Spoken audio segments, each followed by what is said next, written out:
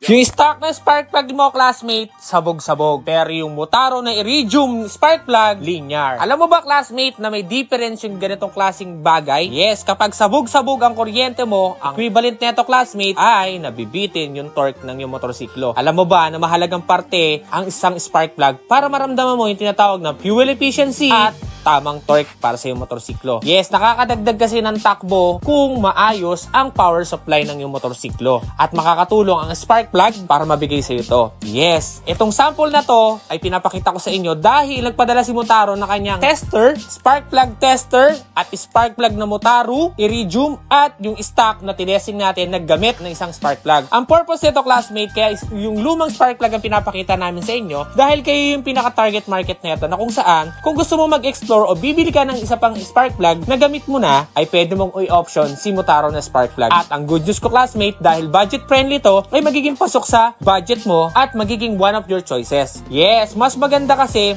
na makapag-purchase ka ng isang magandang spark plug na babagay doon sa pangangailangan mo sa iyong motorsiklo na hindi ka gagastos ng malaki. Alam naman natin na si Motaro is a budget friendly at mabibigay niyo yung hinahanap mo na Motaro spark plug pero in a budget friendly na mabibigay yung power na hinahanap mo at fuel efficiency na gusto mo. Lupet, no? Budget friendly na pero fuel efficiency at power pa ang bibigay para sa'yo. Lupet?